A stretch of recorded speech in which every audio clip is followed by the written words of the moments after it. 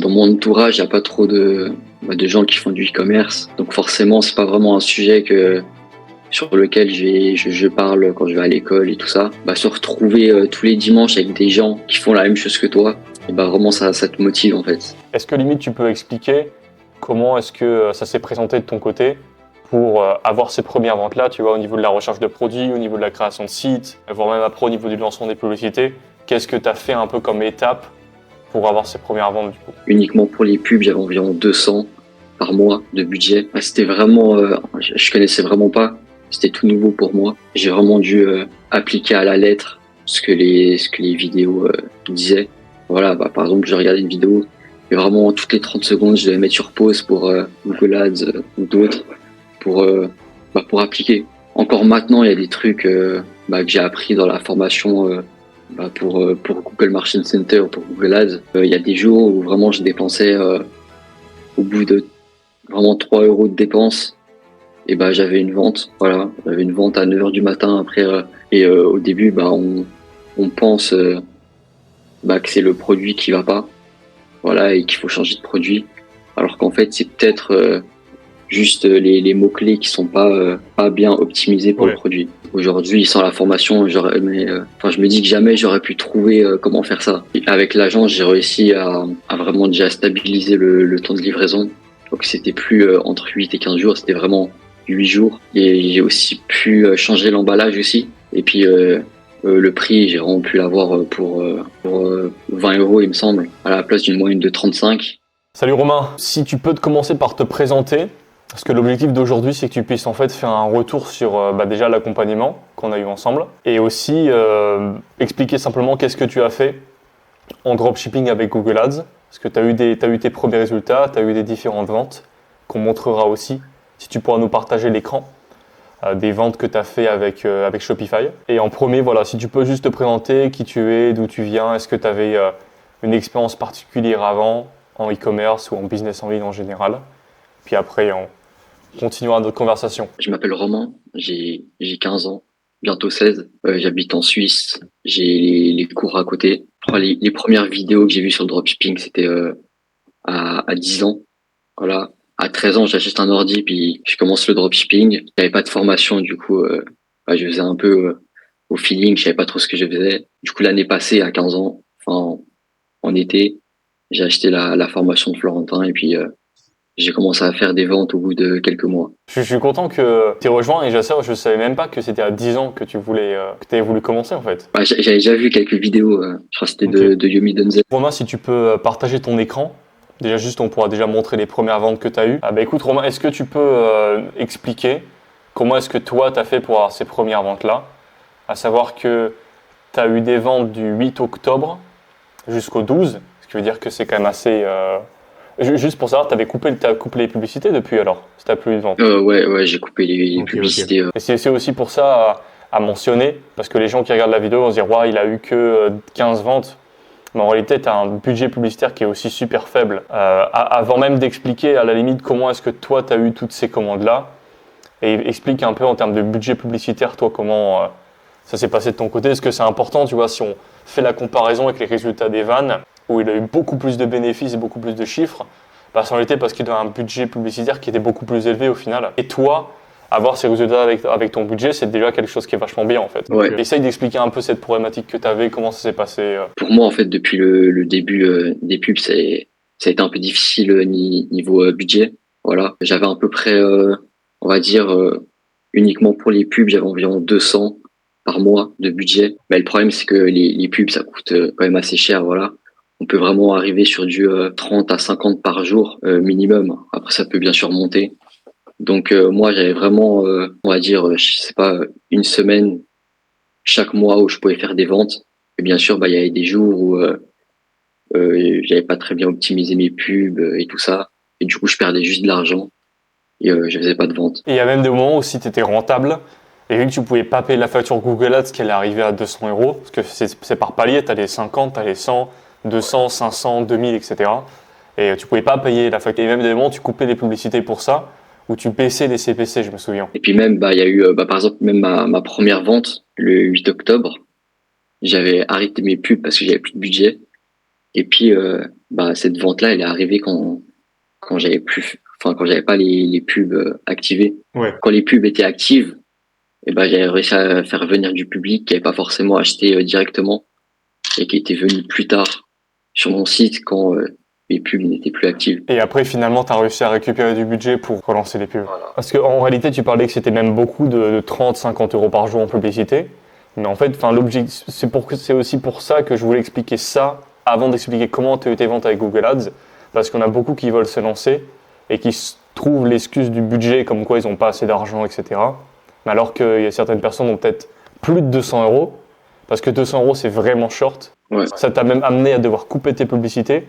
Alors que tu es dans une phase, comme tu l'as fait dans les jours qui ont suivi, tu as en effet fait tout ce travail d'optimisation de mots-clés au niveau de la gestion de ton CPC. Et en réalité, tu aurais pu le faire sans couper tes publicités. Et forcément, couper tes publicités impacte tes performances au niveau de tes campagnes, ce qui est pas bon. Mais si tu avais eu peut-être 500 euros de budget, ça aurait été largement OK en fait. Je dis ça parce que des fois, il y a des personnes qui me contactent et qui me disent j'ai pas assez de budget pour en gros lancer mes publicités. Et même des fois, je prends même ton exemple à toi, que oui, c'est sûr que tu pourras pas avoir énormément de bénéfices. Des fois, tu vas devoir couper tes publicités si tu as vraiment très peu. Et même avec 200, tu as réussi comme à te débrouiller pour avoir tes premières ventes au final. Et là, je pense que la seule chose qui te manque, c'est d'avoir plus de budget pour déjà relancer cette boutique et en relancer d'autres. Après, par contre, ce qui est bien, c'est qu'aujourd'hui, tu sais exactement comment est-ce que tu peux faire des ventes avec Google Ads comparé à une personne qui ne serait même pas du tout passée à l'action, tu vois. Donc, est-ce que limite tu peux expliquer comment est-ce que ça s'est présenté de ton côté pour avoir ces premières ventes-là, tu vois, au niveau de la recherche de produits, au niveau de la création de sites, voire même après au niveau du lancement des publicités, qu'est-ce que tu as fait un peu comme étape pour avoir ces premières ventes du coup? Je voulais préciser à savoir que c'était toute première vente e-commerce et tu n'avais jamais fait de e-commerce auparavant normalement. D'abord, pour commencer, j'avais pas de produit, du coup j'ai dû en chercher un. J'ai regardé les vidéos de la formation sur la recherche produit et j'ai dû, pour trouver mon produit, j'ai dû lister plusieurs produits. J'ai dû regarder à base de plusieurs applications combien de recherches a ce produit sur Google Ads. Tu veux dire savoir par exemple le nombre de volumes de recherche exact du produit? Alors c'est un des critères de sélection pour une recherche produit sur Google. Et surtout la période, quoi. J'ai fait ma recherche produit, on va dire, en août-septembre. Donc forcément, j'allais pas prendre un produit qui se vend en plein été. Exactement. Ouais, avec le système de produits en mode tendanciel, produit long terme, et même que tu avais utilisé Google Trends normalement, en tapant le mot-clé de ton produit pour vérifier ça en fait. Moi, je pense la recherche produit, c'est vraiment l'étape qui m'a le plus embêté. Parce qu'en fait, il y a tellement de produits, en fait, on sait même pas lequel choisir. C'est la même chose là, tu vois. De toute façon, avant de t'appeler, j'étais en call avec Sam, et de son côté, il a fait comme toi, il a listé tous les produits possibles qu'il pourrait vendre, qui sont juste déjà recherchés sur Google, parce que c'est ce que tu as fait en fait.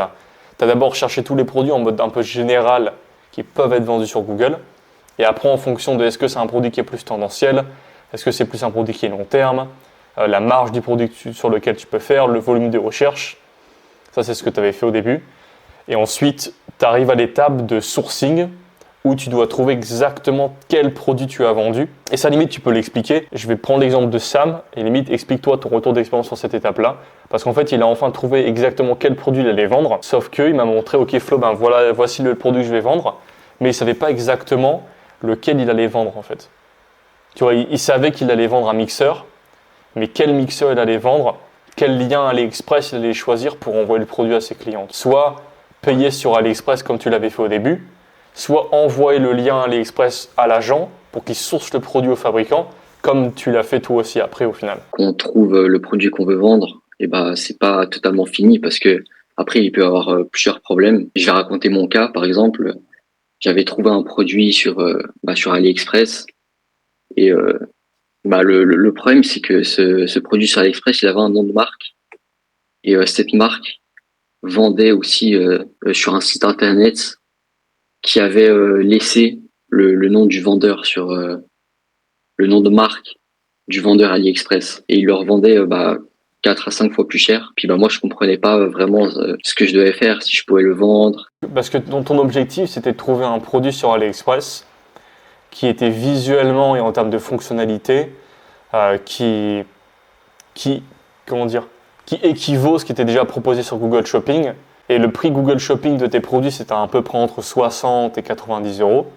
Et le lien de produit AliExpress il coûtait combien? 20, 30 euros. Et du coup, c'était un bon prix. Tu aurais pu le vendre, sauf que quand tu as vu sur le produit, tu avais un nom de marque, un nom de fabricant. Par exemple, je sais pas, tel produit, c'était écrit Mastery sur le produit, et ça se voyait. Et en fait, quand tu allais sur Google Shopping et tu as tapé le mot-clé de ton produit, tu as vu un site qui s'appelait Mastery et qui vendait les produits que tu avais trouvés sur AliExpress et sur lesquels tu avais le mot Mastery sur le produit en fait. Et en fait, ce qu'ils ont fait, est-ce que c'est légal ou pas, je n'ai pas l'information, mais en fait, vis-à-vis du client, quand il tapait le mot-clé de ton produit, il trouvait un site qui avait un nom de marque et sur lequel il y avait différents produits qui étaient vendus avec ce même nom de marque du coup. Et au final, c'est l'objectif ultime parce que les gens pensent que c'est une vraie marque, alors qu'en fait, ils avaient juste pris le nom, ils avaient juste pris le nom du nom de fabricant et ils se l'ont approprié comme si c'était leur marque en fait. Du coup, tu étais bloqué, tu ne pouvais pas vendre ce produit-là, tu as dû trouver un autre produit qui était en gros marque blanche. Et est-ce que tu te souviens comment tu as réussi à le trouver sur AliExpress? Est-ce que tu as trouvé des sites d'inspiration? Est-ce que juste tu as fouillé sur AliExpress jusqu'à temps de trouver ce produit-là ou... En fait, j'ai cherché beaucoup de liens AliExpress et j'ai vraiment choisi celui qui avait les meilleures photos et qui avait l'air le plus qualitatif. Et qui était aussi visuellement très proche, voire presque pareil que le site dont on parlait du coup. Voilà, ouais. Fallait vraiment un produit qui arrive, qui est à la hauteur de la concurrence. Et c'est un truc qui est important parce que comme tu l'avais vu sur le Google Shopping et quand tu recherches le produit, en fait, tu es en concurrence directe avec les autres vendeurs sur Google. Et forcément, le but, c'est que tu puisses te positionner avec un produit qui est soit mieux, soit au même niveau. Et malheureusement, le premier produit que tu avais trouvé, c'était celui où tu avais le nom du fabricant dessus. Sauf qu'eux, ils l'avaient déjà pris pour leur propre site. Et toi, tu trouvais aussi d'autres produits sur AliExpress qui avaient aussi un nom de fabricant, mais qui, eux, n'étaient pas un prix qui était intéressant, je me souviens. Et du coup, tu n'avais pas pu les sélectionner. Et après, au fur et à mesure de chercher sur AliExpress, tu as réussi à trouver un produit qui était, lui, enfin en marque blanche, où il n'y avait pas d'inscription dessus. Et comme ça, tu as pu donner le nom de site que tu voulais. Parce que tu viens de nous expliquer comment tu as fait ta recherche produit. Du coup, une fois que tu avais trouvé ton produit, comment ça s'est passé pour toi l'étape du site? Parce que tu disais que la recherche produit, c'était l'étape la plus compliquée pour toi. Alors qu'en réalité, pour la plupart des gens, l'étape du site, c'est la plus compliquée. Parce que ce qui était aussi intéressant, c'est que quand tu m'as envoyé ton premier site sur Telegram, c'était pour moi le meilleur site que j'avais jamais vu de la part d'un élève. Quand Evan ou Antoine m'ont envoyé leur premier site, c'était 90% était mauvais, tu vois. Du coup, au fur et à mesure des semaines, ils ont évolué, ils ont remis à jour leur site. Ils sont arrivés peut-être au bout de 3 semaines, un mois, avec un site qui était parfait, avec lequel ils pouvaient faire des ventes. En question, ils ont reçu les vidéos de formation, ils ont écouté mes conseils, mes retours d'expérience, tout ça. Et toi, tu as fait un site qui était ultra parfait dès le départ. Et du coup, comment tu as fait ce très bon site? Avant de prendre ta formation, j'avais déjà un peu d'expérience. J'avais pas encore fait de vente, mais je m'amusais beaucoup à faire des sites parce que c'est un truc à la base que j'aime bien faire. Et du coup, quand j'ai pris ta formation, j'avais déjà pas mal de bases et j'ai pu avancer plus vite. C'est intéressant parce que quand j'ai posé la question à Evan pendant l'interview, je lui ai dit aujourd'hui, si tu devais repartir de zéro et tu devais refaire la même chose, sous combien de temps est-ce que tu pourrais le refaire? Il dit 4 fois plus rapidement, le site, en moins d'une semaine, il le fait. Et au final, toi, c'est ce que tu as réussi à faire en fait. En moins d'une semaine, tu avais fait un site et parce que tu avais développé ton expérience avant l'accompagnement du coup. Ouais. Ce qui fait que tu maîtrisais déjà Shopify, tu savais comment utiliser les sections, les paramètres. Est-ce que tu t'étais formé un peu avant en copywriting, en visuel aussi? Genre tu faisais juste par toi-même des sites complets, copywriting, visuel, tout ça alors? Ouais, mais je regardais déjà pas mal de vidéos sur le web design et tout ça sur YouTube. Mais après, avant d'avoir ta formation, j'avais quand même un problème sur les sites internet, c'est que en fait, je savais pas trop quoi mettre. Par exemple, quand j'allais faire une page produit, je savais qu'elle devait être longue, okay. Enfin plus ou moins longue, mais je savais pas trop quoi mettre. Du coup, je mettais un peu des textes au bol qui n'avaient pas trop de sens. Ouais. Tu savais faire un site. Quand tu le faisais d'une certaine manière, tu savais pas pourquoi est-ce que tu le faisais de cette manière-là en fait. Ce qui était bien parce qu'après, du coup, une fois que tu as suivi les vidéos sur l'accompagnement, tu as pu voir, ah ok, en fait, il faut faire ça pour cette raison. Sauf que en termes de compétences techniques, tu savais déjà quoi faire pour genre mettre tout bien les sections, refaire les visuels. Parce que j'ai rien dit par rapport à ton copywriting et tes visuels, tout était parfait. Ouais, bah, en fait, la formation m'a vraiment, elle m'a vraiment, enfin, je sais pas comment dire. Allez, les vidéos au sein de l'accompagnement t'ont aidé à quoi du coup au niveau du site? Je sais pas comment dire, elles m'ont vraiment, genre éclairci un peu. Clarifier les choses. Ouais, ouais. J'avais fait en sorte de, par exemple, sur les photos de produits, j'avais fait en sorte de montrer, ok, ça c'est le genre de photo de produit qu'il faut pas mettre, ça c'est le genre de photo de produit qu'il faut mettre. Et du coup, toutes les fois, tu as regardé des vidéos gratuites sur YouTube de comment faire des photos de produits, par exemple, mais tu savais pas pourquoi ils les faisaient de cette manière, bah, du coup, ça t'a permis de comprendre pourquoi il fallait les faire de cette manière-là. Mais c'est bien parce que du coup, techniquement, ça allait beaucoup plus vite pour toi. Parce que par exemple, quand Evan ou Antoine ont fait leur premier visuel, bah, le problème c'est que eux, ils ont compris, ils n'ont pas perdu de temps, ils ont vu directement qu'est-ce qu'il fallait faire. Au lieu, toi, tu as dû trouver, j'imagine, plusieurs vidéos sur YouTube, essayer de rassembler à peu près tout pour développer des compétences. Mais tes compétences, tu as réussi à les développer sans savoir exactement qu'est-ce qu'il fallait faire pour que ça fonctionne. Sauf qu'eux, ils n'avaient pas encore les compétences. Ce qui veut dire que même s'ils savaient quoi faire, ils ont mis beaucoup de temps avant de faire ce qui était nécessaire de faire. Un peu compliqué à expliquer. Mais je pense que tu comprends ce que je veux dire. En gros, quand tu as vu ce qui était nécessaire pour avoir des ventes, et tu t'es dit, ah, ok, Flo, il a expliqué, il faut faire des visuels de produits comme ça, tu as su techniquement les faire devant ton PC une fois que tu avais trouvé ton produit, en fait. Pour faire un peu un résumé des différentes étapes, Romain, qu'on a faites, on a parlé de la recherche produit. T'as aussi, avant ça, tu t'es présenté un peu ton expérience en e-commerce, tout ça.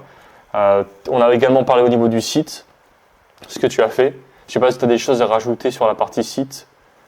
Est-ce que tu aurais eu des problématiques que tu as rencontrées qui seraient intéressantes peut-être à partager? Est-ce que je pense que c'est vraiment, j'ai eu des fois quelques problèmes, mais c'est vraiment des problèmes, parce que je savais pas, il y avait des problèmes de fonctionnement. Enfin, moi, j'arrivais pas à vraiment utiliser bien correctement le Shopify. Ouais, c'est un problème que tu as juste résolu en regardant des vidéos qui étaient pendant l'accompagnement et c'était ok, quoi. Ouais, voilà. Avant de parler de tout ce qui est publicité, expédition de tes colis, un peu comment ça s'est passé pour toi, et même le fait que tu aies eu ta première vente, ce qui était quand même un moment qui est quand même important au début, parce que moi je m'en souviens encore. Est-ce que au niveau de ton site, tu penses que si tu avais fait un site qui était moins bien, tu n'aurais pas réussi à faire les ventes que tu as réussi à faire?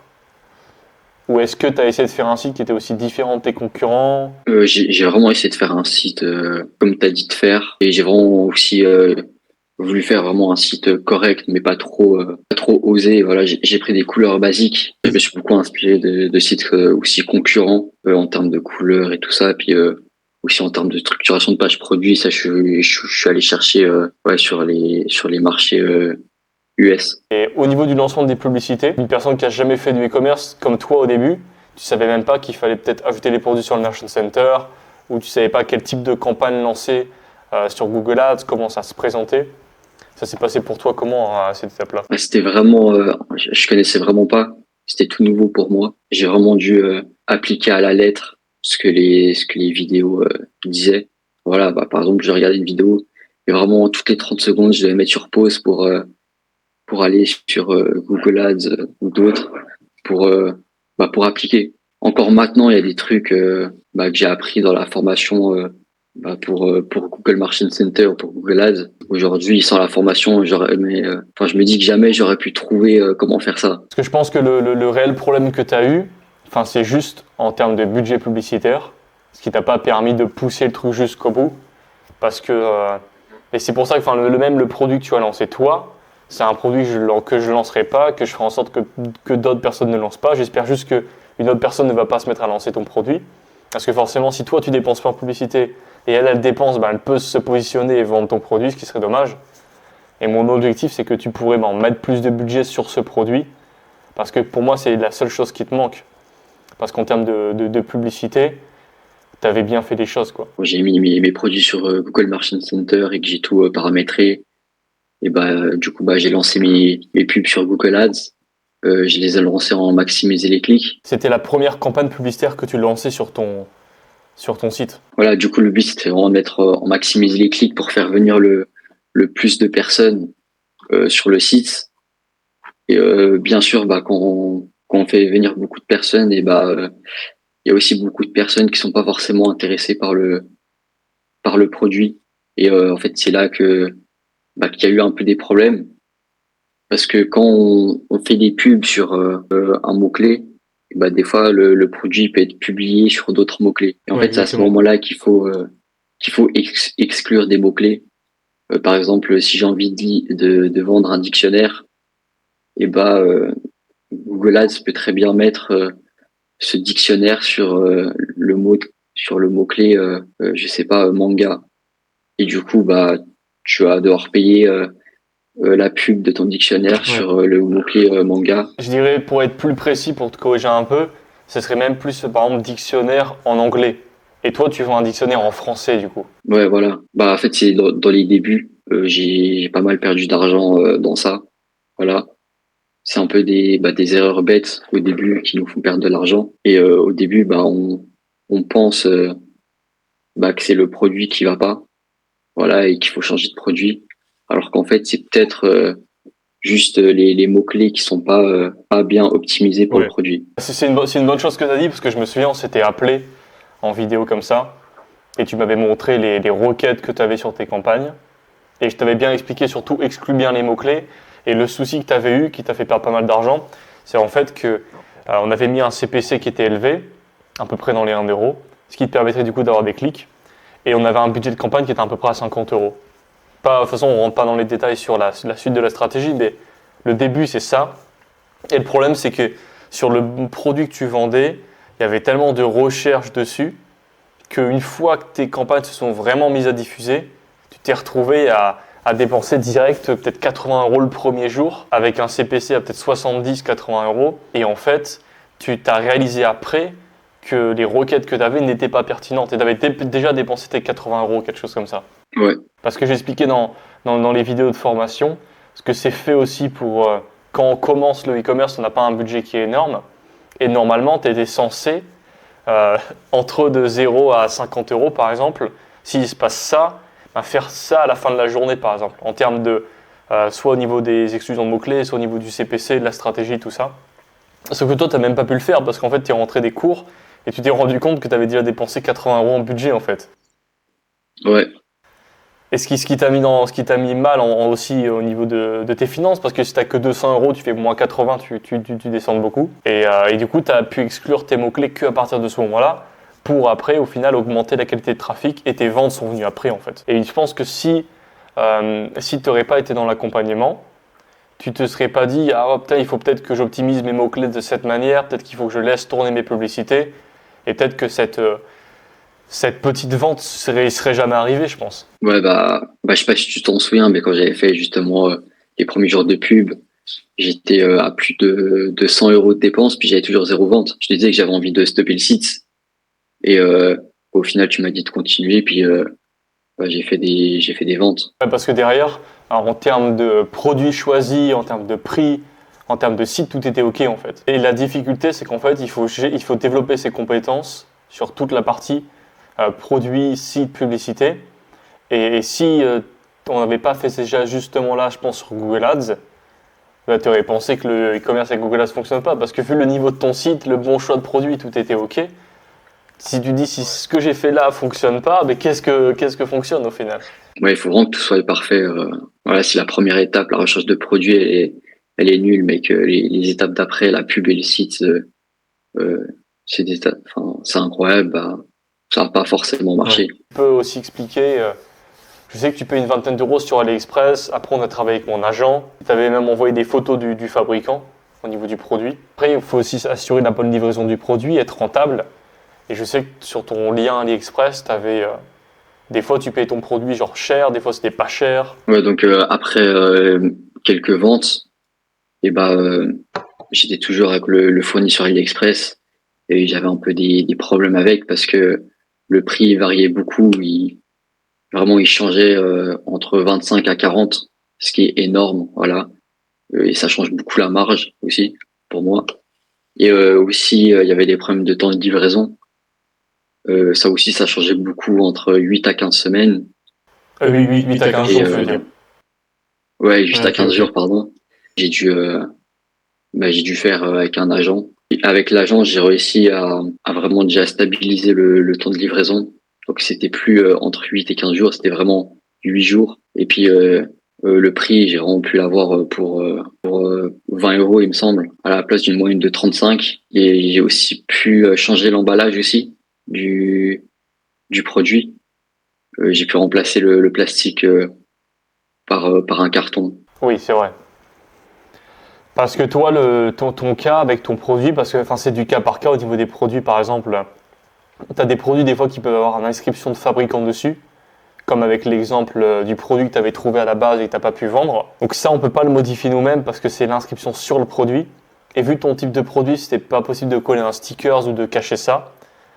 Donc c'est pour ça que eux, ils avaient choisi de nommer leur site avec ce nom du nom de fabricant. Et toi, vu que ton produit quand même était marque blanche et que ton emballage était aussi marque blanche, tu n'avais vraiment aucun souci à la réception du produit chez le client. Mais je me souviens que Hamza, parce que du coup, j'avais créé un groupe sur WhatsApp entre toi, moi et l'agent. Ouais, voilà, il m'avait proposé entre un nouveau sachet plastique ou un nouvel emballage plastique ou un emballage carton. Parce qu'en soi, un vendeur sur AliExpress ne peut pas t'apporter en fait. Et tu avais même aussi partagé des photos du fabricant. Je me souviens, il y avait une warehouse qui était énorme avec tous tes produits à l'intérieur. Ouais, ouais, ouais. C'était impressionnant ça. Et tu sais que s'il y a autant de produits qui sont disponibles dans la warehouse, ça veut dire que ce produit se vend énormément, quoi. Et même pour te dire pour toi dans le futur, ce produit-là, sachant que tu l'achètes à un bon prix, il a une bonne valeur perçue, tu peux vraiment faire un truc de sympa. Et déjà, de un, pouvoir relancer tes ads sur le marché français, ce que tu avais vendu sur le marché français, et même possiblement le vendre aussi sur d'autres marchés dans le futur, par exemple. Pourquoi est-ce que tu as choisi Google Ads et t'as pas lancé limite du Facebook Ads, du TikTok? Moi, je pense que Google Ads, c'est vraiment la meilleure plateforme de publicité pour débuter. Parce que j'avais déjà essayé, avant d'avoir la formation, de vendre, par exemple, sur TikTok.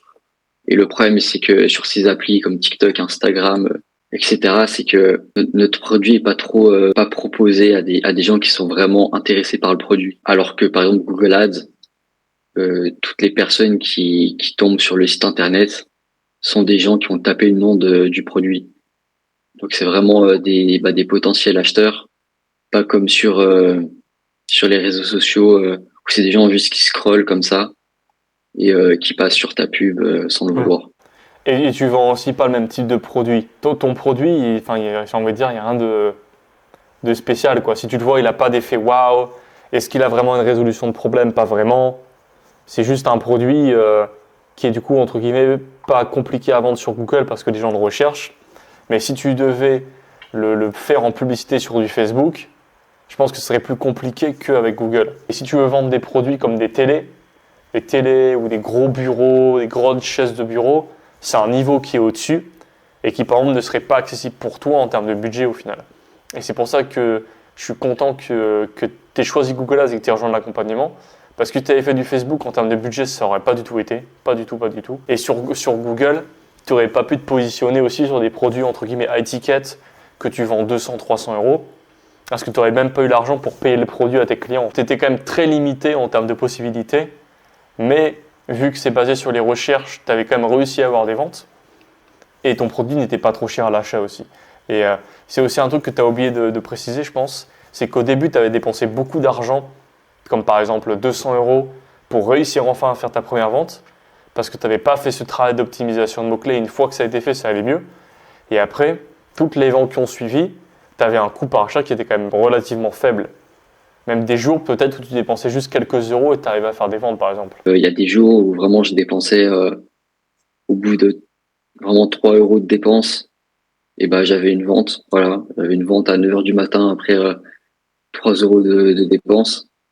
Et il y avait des jours où vraiment j'avais 80 euros de dépensés et j'avais aucune vente. Donc ça, je pense, c'est encore c'était vraiment un problème de mots-clés. Parce que c'est ces problèmes quand tu avais 80 euros de dépenses et tu n'avais pas de vente, c'était surtout au début, c'était pas après. Non, non, c'était vraiment dans les débuts, dans les premières semaines. Et je pense même que si au début tu n'avais pas dépensé autant dans tes premiers jours et que c'est toutes les heures, tu aurais regardé, entre guillemets, il fallait pas regarder toutes les heures, parce que généralement, quand on lance nos publicités, ça va pas dépenser autant.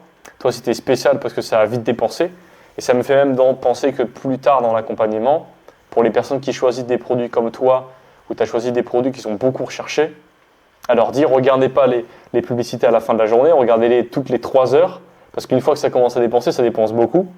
Et je pense que si tu avais commencé à exclure tes mots-clés dès tes premiers 20-30 euros comme on est censé le faire, tu n'aurais pas perdu tout ce budget au départ. Je suis même un jour, j'étais en vacances, puis il y a le décalage horaire, et je me suis levé le matin, puis il y avait 80 euros de dépensés. En fait, j'avais oublié que pendant que moi je dormais, en France, c'était la journée, puis les gens étaient sur Internet, quoi.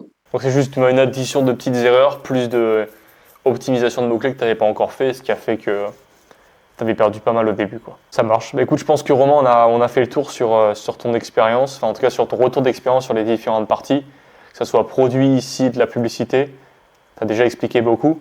Après aussi, tu n'as pas non plus encore fait énormément de ventes, donc je pense pas que tu as aussi un retour d'expérience qui est énorme à partager. Mais pour moi, le but, c'était déjà de montrer que, de 1, tu as seulement 15 ans et tu as déjà fait tout ça. Avec aussi le peu de budget publicitaire que tu avais, tu as réussi à faire tout ça. Et de montrer que même quand tu n'avais pas de budget au début et quand tu ne lançais pas de publicité, le temps que tu as passé à développer ton site, développer tes compétences, ça t'a été utile aujourd'hui aussi. Une personne aujourd'hui qui n'a pas de budget publicitaire pourrait très bien juste se dire je me lancerai plus tard, quand j'aurai du budget, etc. Alors que toi, avant même que tu aies la possibilité de te lancer, tu étais déjà en train, parce que c'est gratuit de faire un site. Trouver des produits, c'est gratuit. Faire un site, c'est gratuit. Le seul moment où il faut mettre la carte, c'est quand on met les publicités.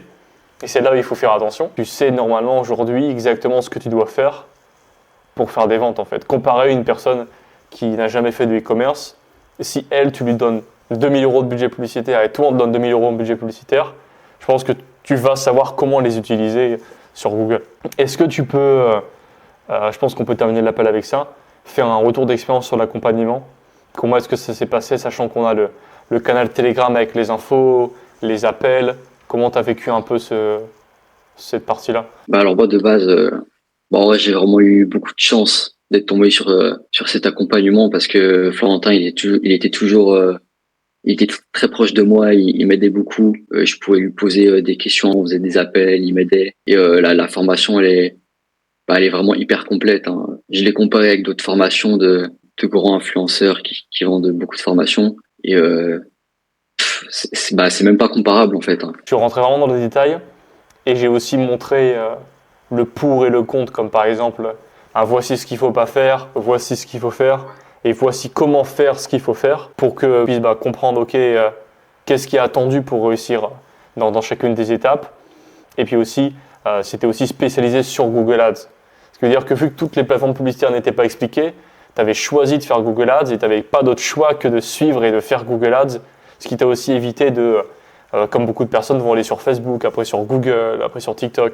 Et tu as juste concentré tous tes efforts sur une plateforme publicitaire aussi. Et aussi, sachant qu'il y avait, en tout cas à l'heure où on tourne cette vidéo, on a un call par semaine le dimanche.